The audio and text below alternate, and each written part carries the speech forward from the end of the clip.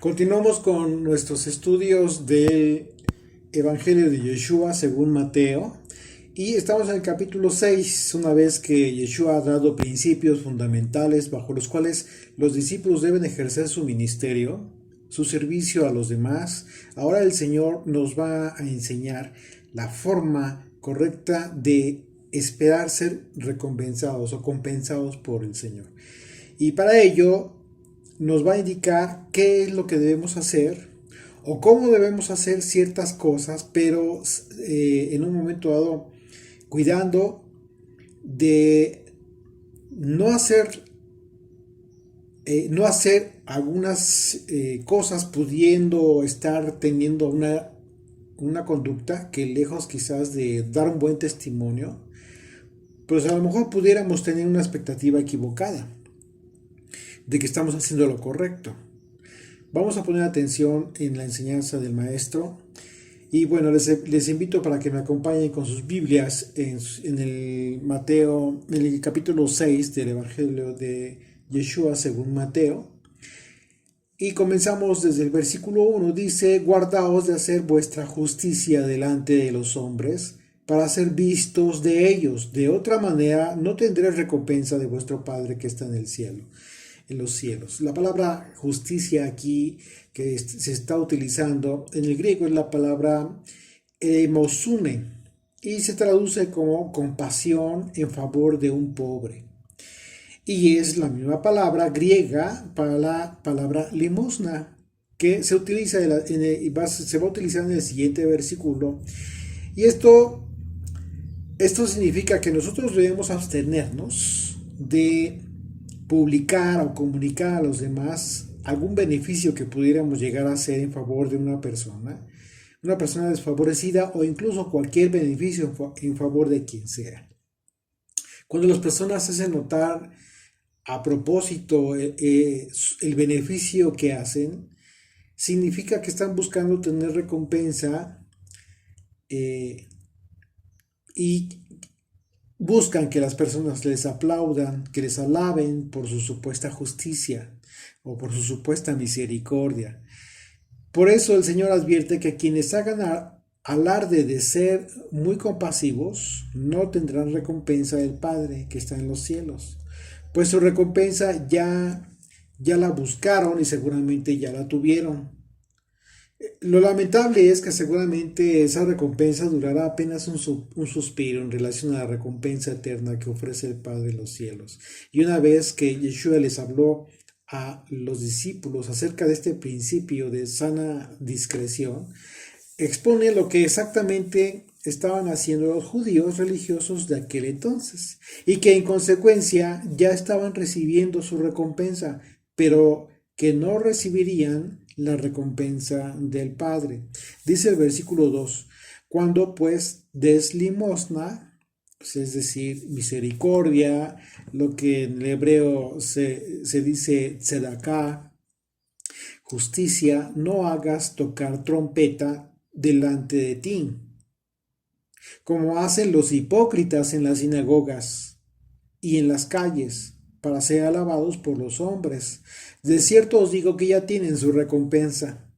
Se dice que cuando los fariseos querían entregar algo a los pobres, ayuda, acostumbraban a situarse en las esquinas de las calles concurridas de Jerusalén, y entonces hacían sonar una trompeta.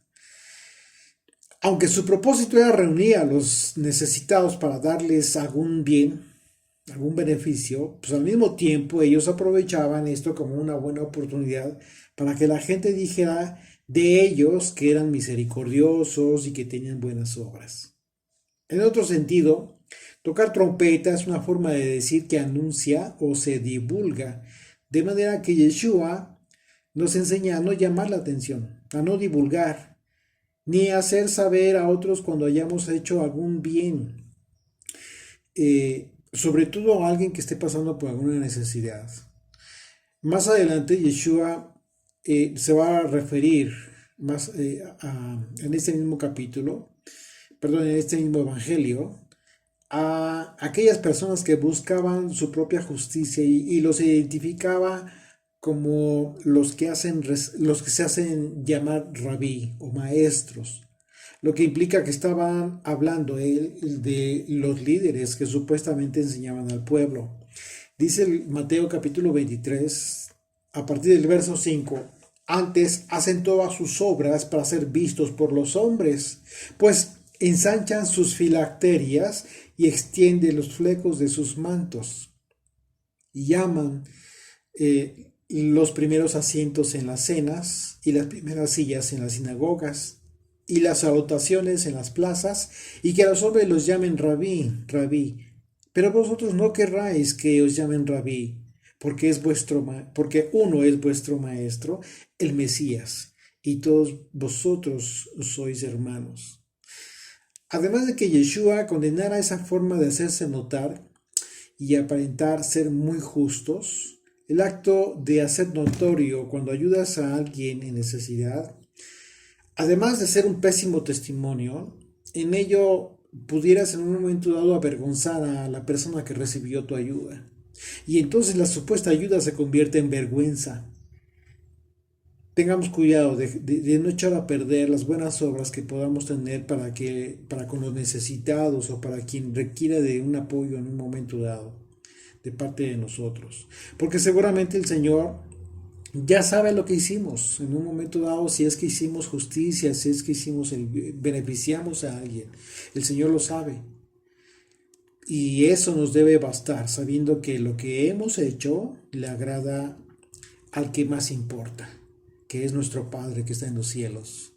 Dice el verso 3, continuamos, dice: mas cuando tú des limosna, cuando tú tengas misericordia, muestres justicia, no sepa tu izquierda lo que hace tu derecha, para que sea tu limosna en secreto, y tu Padre que ve en lo secreto te recompensará en público. Y esto es maravilloso, porque cuando la persona adquiere el don de ayudar sin darse a notar, esa misma actitud hace que la persona generosa olvide aquello que dio. Y más importante es que en el momento que menos lo espera, por cuanto que no tiene expectativa alguna cuando ayuda a los demás, es que en ese momento, en un momento dado, puede llegar a recibir alabanza del Señor, sin esperarlo. El apóstol Pablo, hablando de los atributos de un verdadero creyente, utilizó el concepto de judío, para expresar la diferencia entre lo que hace un religioso y lo que hace una persona que honra al Padre en espíritu y en verdad. Dice Romanos capítulo 2, a partir del verso 28, dice: pues no es judío el que lo es exteriormente, ni la circuncisión la que se hace exteriormente en la carne, sino que es judío el que lo es en el interior. Y la circuncisión es la del corazón, en espíritu, no en letra, la alabanza del cual no viene de los hombres, sino de Dios. Así es de que por cuanto que es justo, el justo juicio de Dios, en un momento dado pagará a cada uno conforme a nuestras obras, pues vida eterna a los que perseverando a hacer el bien buscan gloria y honra e inmortalidad, lo cual es una alabanza que no viene de los hombres sino de Dios. Sí podemos buscar todos estos conceptos, la gloria, la alabanza, pero en ese contexto, a fin de que nosotros podamos en un momento dado recibir la alabanza de nuestro Padre y que nuestra perspectiva sea esa y no estar buscando la alabanza de los hombres. Y cuando dice Mateo 6, verso 5, dice: cuando ores, no seas como los hipócritas, porque ellos aman el orar en pie en las sinagogas y en las esquinas de las calles para ser vistos de los hombres. De cierto os digo que ya tienen su recompensa. Mas tú, cuando ores, entra en tu aposento y cerrada la puerta, ora a tu Padre que está en secreto, y tu Padre que ve en lo secreto te recompensará en público. Yeshua utilizó el mismo principio para denominar como hipócritas a quienes, así como con la justicia, hablando de lo que se da a un necesitado, de la misma manera hacen quienes oran en público. El contexto correcto de las palabras de Yeshua no nos impide, no nos impide en un momento dado que podamos orar en público. podemos hacerlo, o frente a alguien más, sino que lo que reprobó Yeshua es la actitud con que se llevan a cabo esos actos, que en un momento dado nos vinculan o nos deberían vincular de forma directa con nuestro Padre. La misericordia, la oración, de acuerdo a las propias palabras de Yeshua. Dice, verso 7, y orando, no uséis vanas repeticiones, como los gentiles, que piensan que por su palabrería serán oídos. No os hagáis, pues, semejantes a ellos, porque vuestro Padre sabe de qué cosas tenéis necesidad antes que vosotros le pidáis. Bueno, la referencia a los gentiles tiene que ver con los extranjeros. Personas que no conocen al Dios de Israel y al no conocerlo no saben cómo dirigirse a Él.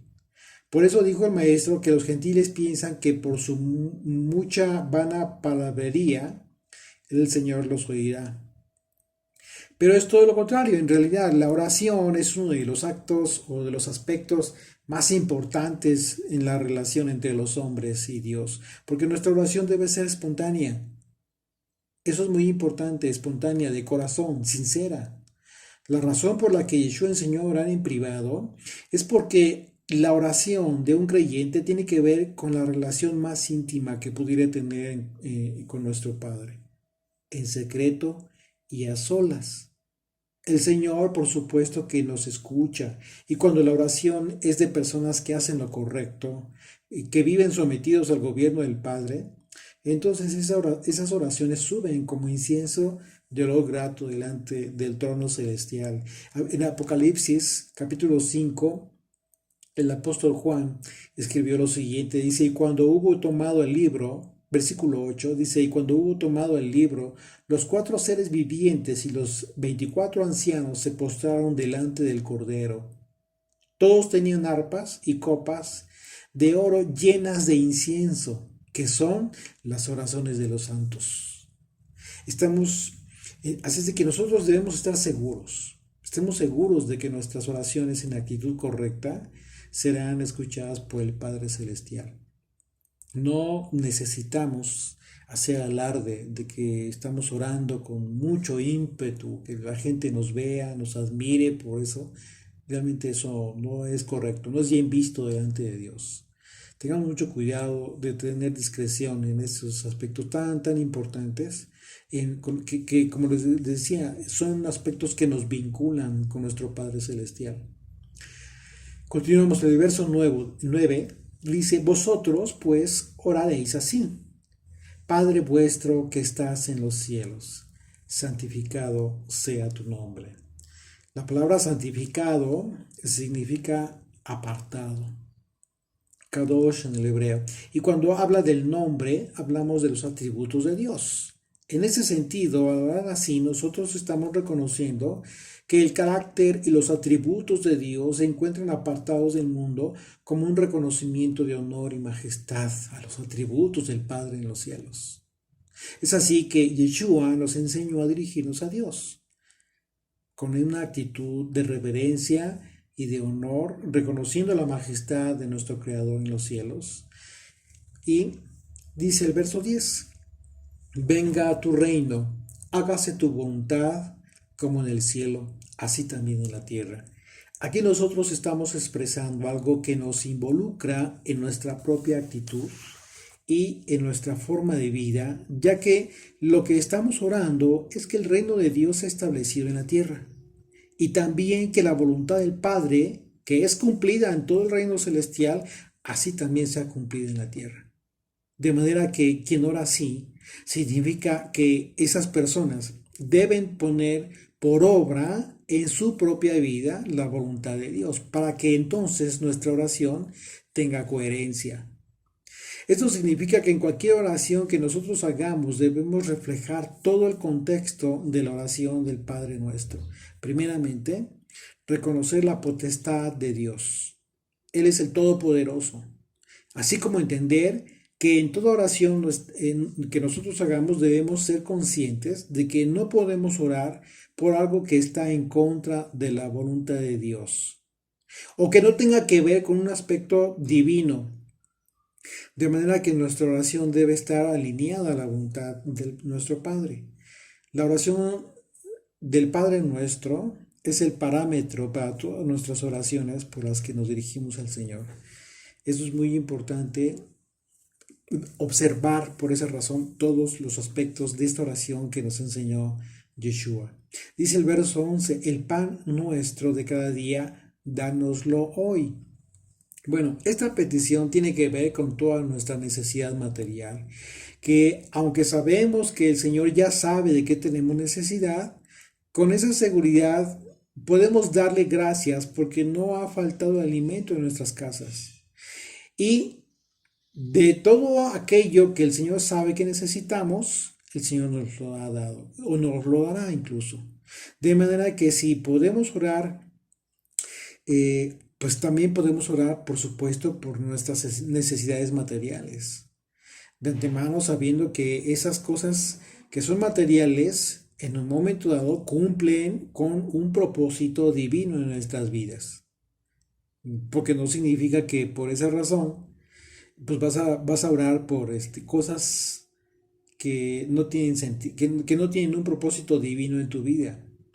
La diferencia, la diferencia es que es cuando las personas oran por cosas vanas, por prosperidad económica, cosas que no tienen, no contienen un aspecto divino en tu vida y no te van a conectar con el Eterno. Entonces, en ese sentido, tu oración está careciendo de un aspecto muy, muy importante. Porque cuando las personas oran por aspectos que carecen de un propósito divino en nuestras vidas, entonces en ese momento la oración no tiene un argumento sólido.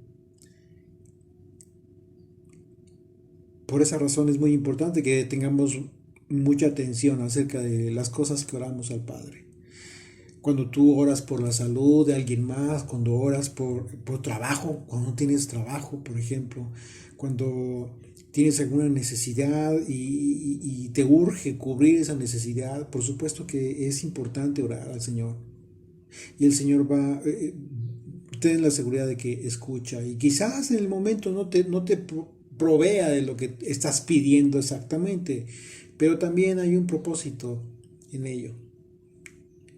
Y debemos ser pacientes, etc. Así es de que debemos cuidar mucho este aspecto y hacer esta gran diferencia. El Señor no va a darnos ánimos en las cosas que nos van a separar de la comunión que podamos tener con Él. Más adelante va a terminar este capítulo con una advertencia, con un apercibimiento y casi una súplica que hace Yeshua para todos los que le amamos. Y es que no nos afanemos, exponiendo el contexto de la naturaleza, cómo es que Dios suple todo lo que necesitan los animales, las aves del campo, las flores. Entonces, toda esta disertación de Yeshua tiene una secuencia muy lógica y muy coherente. Por eso es importante que vayamos poniendo atención, tomando nota de todo lo que nos enseña Yeshua y de inmediato ver qué aspectos en nuestra vida debemos cambiar, sustituir, modificar. Porque ese es el propósito de la palabra, del estudio de la palabra del Señor. Que nuestras vidas sean modificadas, que nuestras vidas sufran un cambio. Y a veces los cambios no son muy agradables a nuestra perspectiva. Pero cuando entendemos que el Señor nos está aconsejando y enseñando, porque sabe lo que necesitamos, pues automáticamente las cosas se van a dar.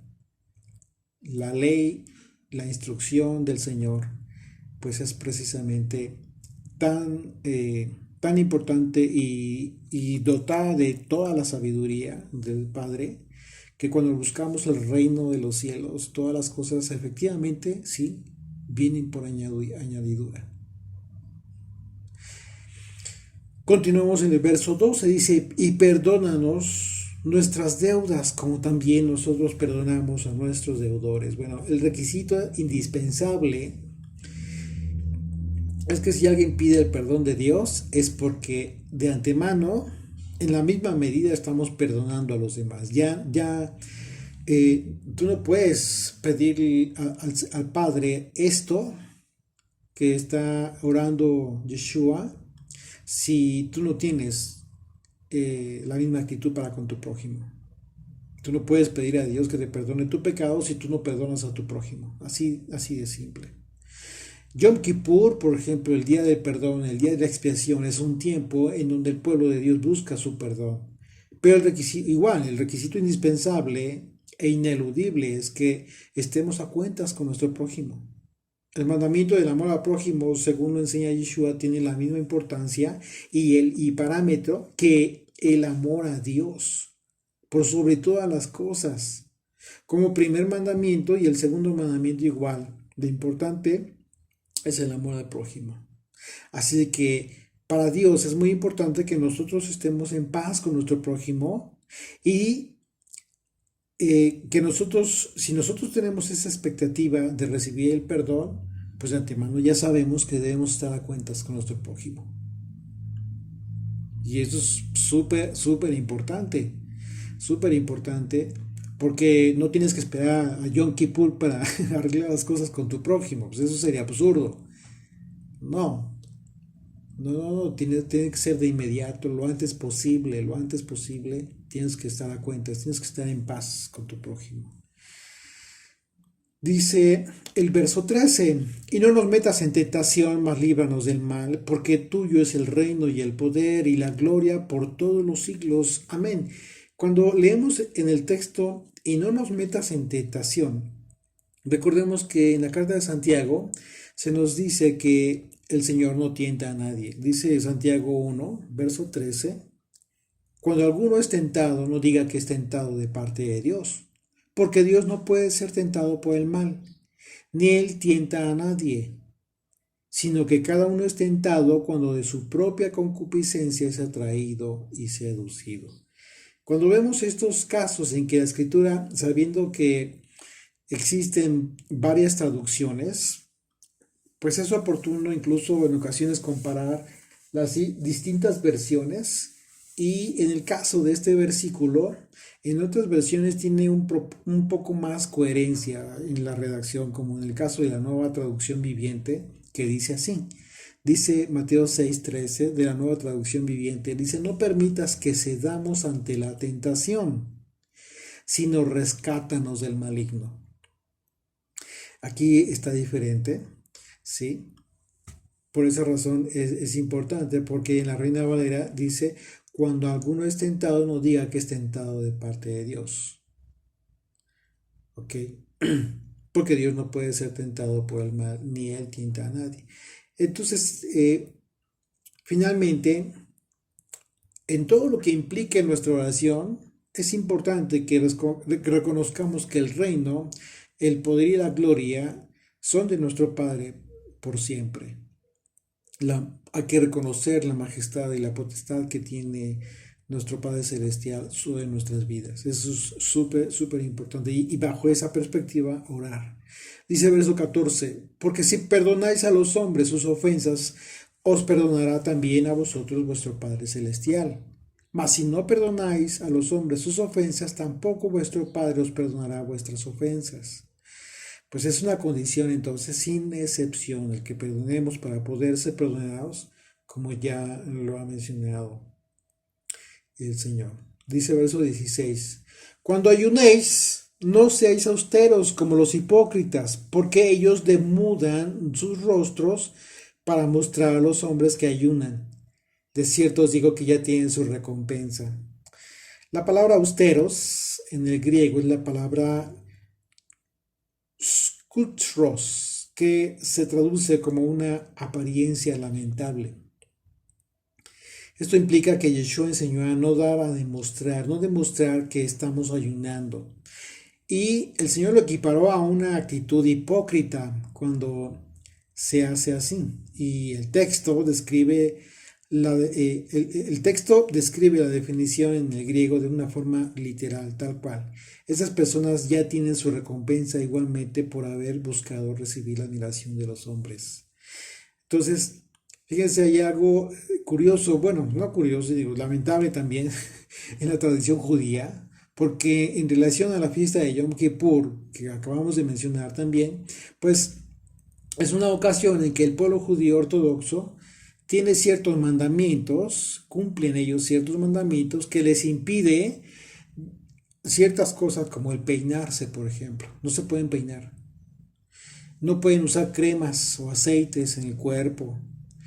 No usan zapatos. Incluso no se bañan en ese día. Así es de que imagínate con qué propósito se hace esto. Con el propósito de que su apariencia sea lamentable de una supuesta aflicción. Sabemos que el mandamiento implica afligir el alma. El mandamiento para la fiesta de Yom Kippur, pues es así, afligir el alma. Pero la forma de cumplir el mandamiento por parte del pueblo observante ellos tratan de cumplirlo a la letra, en la carne, pero sin discernir lo que implica cumplir el mandamiento bajo el espíritu de la ley. Y para ello es necesario entender la razón por la que el Padre ordenó al pueblo que se afligiera en esta ocasión. Bueno, además de ayunar todo el día, ¿no? Todo tipo de alimento y bebidas. Y bueno, se cumple con un mandamiento, a pesar de que el mandamiento tal cual no dice que ayunes, dice que aflijas tu alma. Entonces hay una gran diferencia, que bueno, ya lo hemos estudiado, ya lo hemos compartido, tenemos algunos estudios publicados ahí en las redes sociales y en la página, que les invitamos para que los visiten si es que tienen interés en este tema un poquito más ampliado. Así es de que y bueno, ¿cuál es el problema aquí?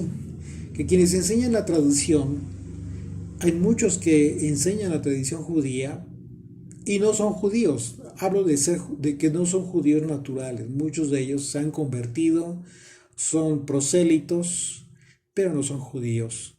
Y lo lamentable es que ellos tampoco se bañan y en ocasiones, y pues bueno, así enseñan a cumplir el Yom Kippur, el día de Yom Kippur, como mandamiento. Algo totalmente lamentable porque se están perdiendo de algo maravilloso, hermoso, totalmente con todo el sustento espiritual acerca del verdadero Yom Kippur que hizo Jesucristo. Y por eso es lamentable, por eso es muy lamentable, porque quienes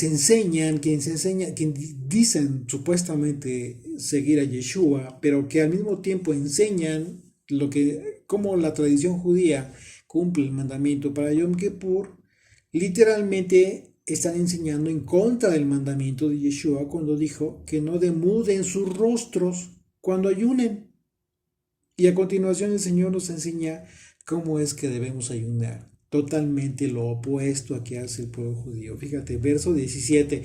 Pero tú cuando ayunes, unge tu cabeza y lava tu rostro, para no mostrar a los hombres que ayunas, sino a tu Padre que está en secreto, y tu Padre que ve en lo secreto te recompensará en público. Esto, pues, imagínate, esto lo podemos entender perfectamente como una relación íntima. Tu ayuno debe ser una relación íntima con el Padre.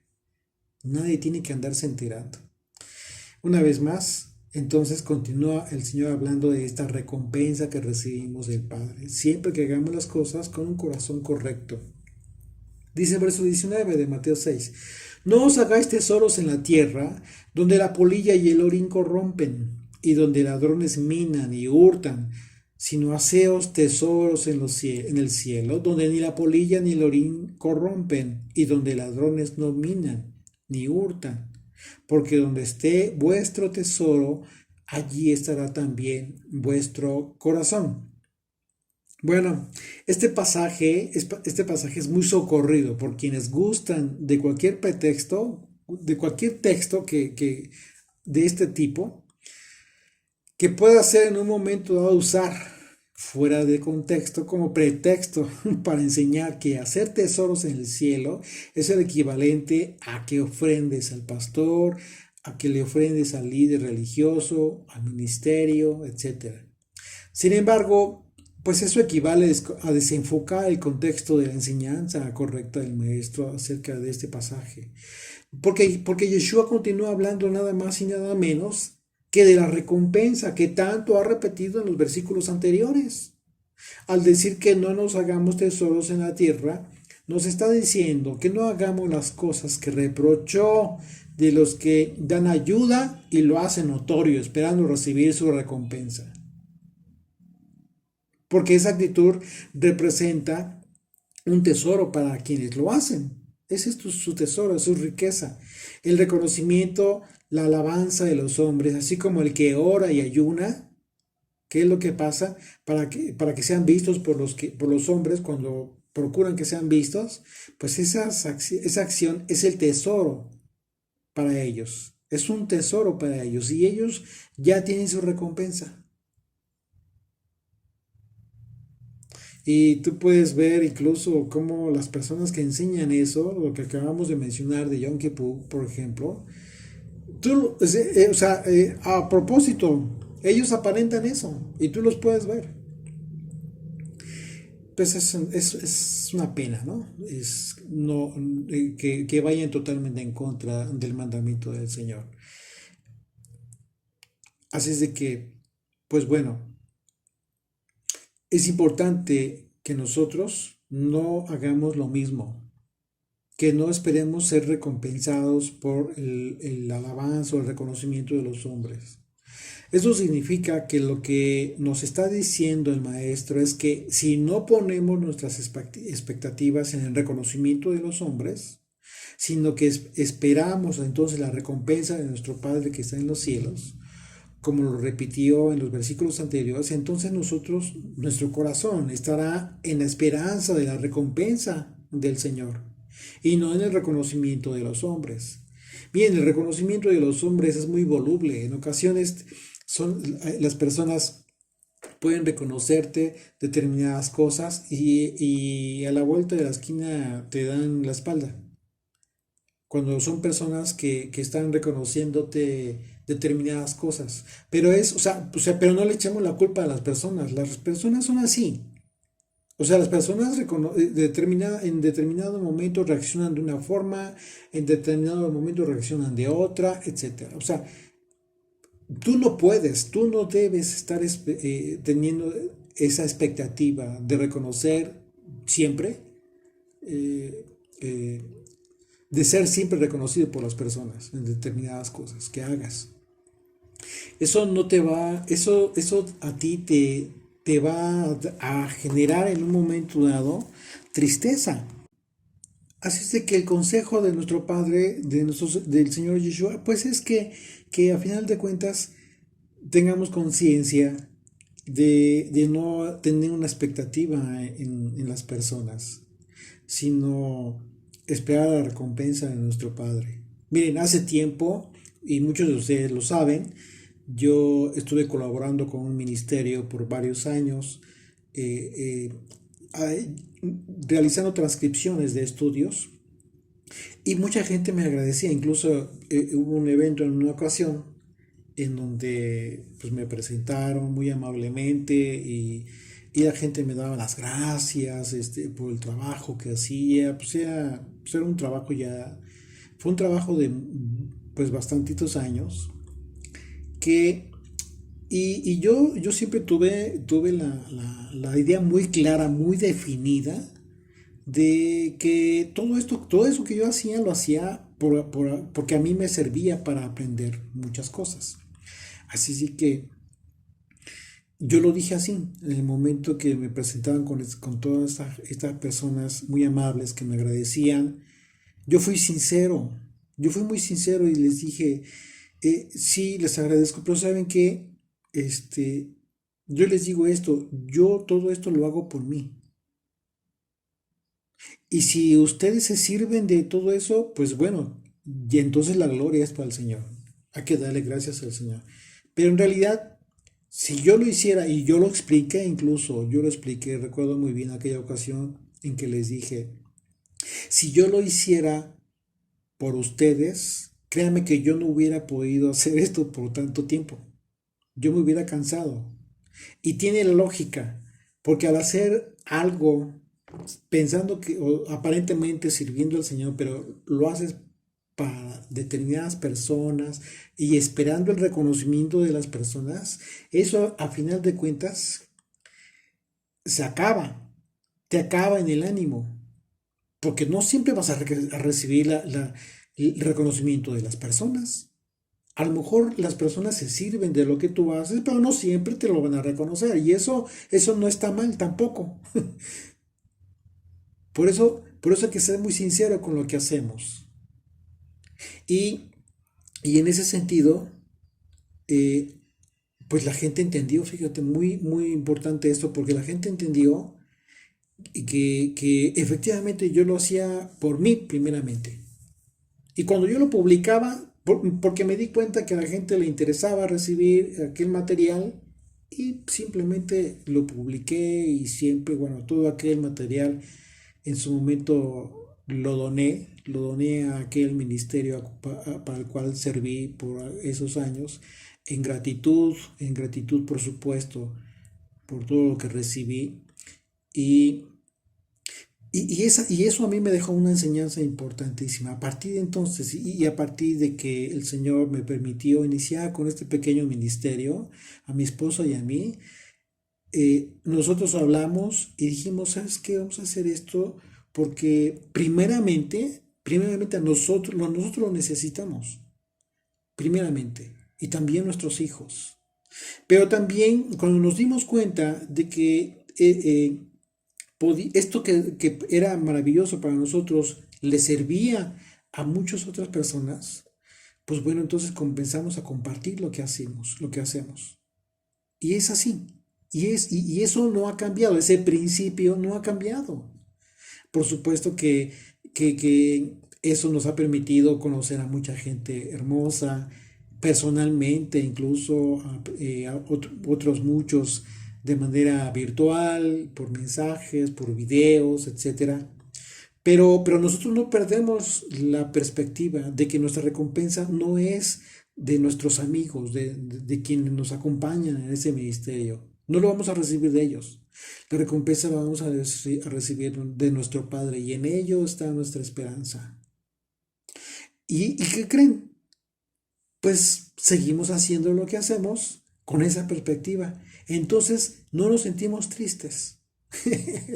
Puede ser que de repente alguna transmisión de video esté con nosotros 5 personas, no pasa nada. Estamos bien, bien gustosos de hacer lo que hacemos. Eso es lo que en un momento dado a nosotros nos trae mucha paz. Y fíjense que en el contexto del estudio que estamos teniendo ahorita, en donde la enseñanza de Yeshua tiene que ver con esto de que no hagas las cosas para ser recompensado por los hombres, porque si lo haces de esa manera, ya recibiste tu recompensa. Y, entonces es importantísimo para nosotros esto que nos enseña el Señor, porque confirma efectivamente que el motivo por el cual hemos estado haciendo todo lo que hacemos y seguimos haciendo, pues es el correcto y nos da mucha satisfacción. Así es de que, pues bueno, la invitación es para que hagan lo mismo. Todos hagamos todas las cosas que hacemos sirviendo a los demás, sí, pero sin esperar recibir una recompensa de aquellos a quienes les servimos. De ninguna manera, no, jamás. Cosa totalmente independiente, que algunas personas se manifiesten y nos apoyen de muchas maneras. Hijo, de verdad es que eso ya es un extra. Es un extra maravilloso, muy hermoso, por supuesto. Y eso el Señor lo ve. Por supuesto que lo ve y también lo va a recompensar cuando eso ha sido de todo corazón, como yo estoy seguro que ha sido de parte de algunos de ustedes. Así es de que bueno, y continuamos en el versículo 22, dice, después de este paréntesis, dice, la lámpara del cuerpo es el ojo. Así que si tu ojo es bueno, todo tu cuerpo estará lleno de luz. Pero si tu ojo es maligno, todo tu cuerpo estará en tinieblas. Así que si la luz que en ti hay es tinieblas, ¿cuántas no serán las mismas tinieblas? Aquí este texto está interesante porque dice, así que si la luz que en ti hay es tinieblas, ¿qué tipo de luz tendría que ser para ser tinieblas? Si nosotros consideramos el contexto de los principios que ha estado explicando el Señor a fin de visualizar una recompensa que venga del Señor y que no sea producto de la vanidad por la expectativa en el reconocimiento de los hombres, entonces la expresión de la lámpara como nuestro ojo tiene que ver con el tipo de luz con que iluminamos nuestro camino. Y esto lo entendemos al leer el texto, que literalmente se entendería como una aparente contradicción cuando dice, así que si la luz que en ti hay es tinieblas. Esto significa que cuando habló de luz fue en un sentido figurado, dando a entender que la luz es la forma en cómo vemos y guiamos nuestras vidas. Por ello una luz puede ser tinieblas. Y en este mismo contexto el Señor sigue hablando de las riquezas espirituales, lo que no significa que hable del dinero de los creyentes. Una vez más, fíjense, dice verso 24, ninguno puede servir a dos señores, porque o aborrecerá al uno y amará al otro, o estimará al uno y menospreciará al otro. No podéis servir a Dios y a las riquezas. Hay una conexión espiritual entre la parábola del mayordomo infiel con la enseñanza de Yeshua, al decir, no podéis servir a Dios y a las riquezas. Y es precisamente la diferencia entre las riquezas que se obtienen en este mundo a costa de poner nuestro corazón en ellas y las riquezas espirituales, en donde descansa nuestro corazón. Y la razón es que seguir las riquezas de este mundo, las riquezas materiales, que implica un grado de esfuerzo que automáticamente se contrapone a nuestra vida en cuanto a las prioridades respecto a las riquezas espirituales que se traducen como pues un servicio a Dios. El Señor ha bendecido a muchas personas por el producto de su gran esfuerzo, de su trabajo, y han acumulado riquezas, negocios, etcétera. Pero si han llegado al punto estas personas de ser apercibidos a través de esta enseñanza de Yeshua, entonces ya no hay justificación para continuar en el mismo camino. Y eso no significa que Dios se oponga a las riquezas. Claro que no, porque Él es el dueño de las riquezas, sino que significa que, como lo confirmó Yeshua, no es posible que continúen sirviendo a las riquezas como han servido hasta este momento y al mismo tiempo servir a Dios. Simplemente no es posible, porque vas a apreciar a uno y a menospreciar a otro. Una vez más, las recompensas eternas no tienen comunión con las recompensas de en la tierra. Hay una abismal diferencia entre unas y otras. Verso 25. Por tanto os digo, no os afanéis por nuestra vida, qué habéis de comer o qué habéis de beber, ni por vuestro cuerpo, qué habéis de vestir. ¿No es la vida más que el alimento y el cuerpo más que el vestido? Bueno, la enseñanza de Yeshua tiene que ver con el reino. Por eso insiste en no afanarse, es decir, no preocuparse, porque si estás preocupado vas a estar inquieto. Y si estás inquieto no vas a poder guardar, por ejemplo, el día de reposo. Y aunque te quedes en casa en el día de reposo, vas a estar inquieto en tu mente. entonces no estás guardando el día de reposo, porque vas a estar preocupado, que es el equivalente a estar afanado. Y las razones son meramente materiales. En ese sentido, lo que nos dice Yeshua es que no busquemos las cosas materiales. Por eso el contexto de los versículos anteriores tiene que ver con la cuestión financiera, la cuestión económica. El principio es, en esta enseñanza de Yeshua, consiste en poner atención acerca de no vivir solo por instinto, que es como viven los animalitos, sino vivir como hijos. Una gran diferencia.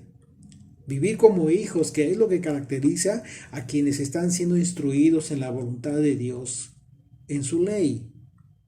Enfocar nuestras vidas en los aspectos espirituales nos va a permitir poco a poco ir aprendiendo a vivir en el Espíritu. Dice el verso 26, mirad las aves del cielo que no siembran, ni ciegan, ni recogen en graneros, y vuestro Padre Celestial las alimenta. ¿No valéis vosotros mucho más que ellas? Las aves de los cielos no se afanan, pero si trabajan. Debemos aplicarnos, pero no al grado del afán. Dice el verso 27. ¿Y quién de vosotros podrá, por mucho que se afane, añadir a su estatura un codo? Y por el vestido, ¿por qué os afanáis? Considerad los lirios del campo, cómo crecen. No trabajan ni hilan. Pero os digo que ni aun Salomón, con toda su gloria, se vistió así como uno de ellos. Y si la hierba del campo que hoy es y mañana se echa en el horno, Dios la viste así. No habrá mucho más, no hará mucho más a vosotros, hombres de poca fe. Yeshua, al hablar de hombres de poca fe, está llegando al punto medular de la razón por la que no deberíamos preocuparnos al grado de maximizar nuestra preocupación y en ello manifestar nuestra debilidad en nuestra fe. Porque aquel que se aflige por las cosas materiales, que es lo que genera, bueno, descuida el fortalecimiento de su espíritu. Se ocupa mayormente en las cosas que le afligen. Es como cuando tú te vas a trabajar, pero tienes preocupaciones distintas al trabajo. No vas a rendir en el trabajo.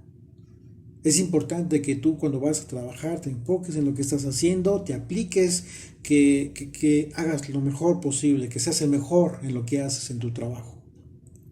Pero si estás preocupado no vas a rendir igual. Es lo mismo en este caso. Cuando tú dices que eres de Yeshua y vives en el Espíritu, cuando tú te afliges por las cuestiones materiales, lo que estás generando en tu vida es un descuido en el fortalecimiento de tu espíritu. Dice el verso 31, no os afanéis, pues diciendo, ¿qué comeréis, o qué beberéis, o qué vestiremos? Porque los gentiles buscan todas estas cosas, pero vuestro Padre Celestial sabe que tenéis necesidad de todas estas cosas. Y el apóstol Pablo, en su carta a los Romanos, nos habla de la condición del hombre cuando permanece viviendo en la carne, lo cual trae como consecuencia una muerte espiritual. Mientras que vivir en el Espíritu trae vida y paz.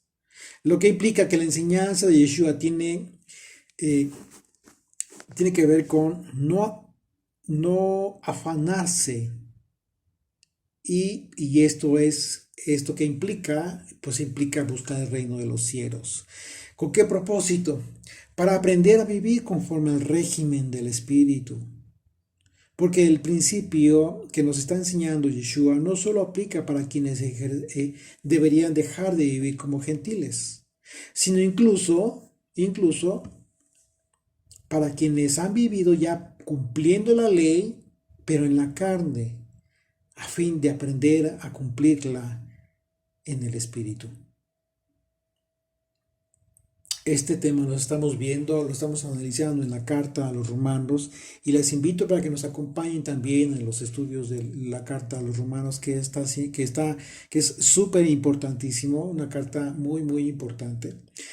Y bueno, en donde el apóstol Pablo habla de esta transición y esta lucha, pero también la solución a la lucha de la carne.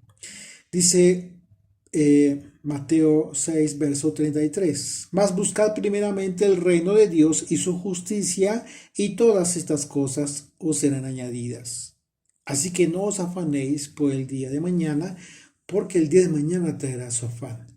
Basta a cada día su propio mal. Bueno, así que buscar primeramente el reino de Dios es una decisión que nos va a permitir en consecuencia tener una vida mucho más tranquila, porque en la medida en que nuestras ocupaciones o nuestra ocupación es mayormente por las cosas del reino, en esa medida entenderemos cada vez mejor que vivir bajo la instrucción de Dios traerá como consecuencia a nuestras propias vidas que todas las cosas que necesitamos, ¿sí?, estarán siendo añadidas. Y vamos a confirmar que efectivamente Dios conoce todas las cosas que necesitamos. Y por ello nos dice, no te afanes, descansa en mí. Amén.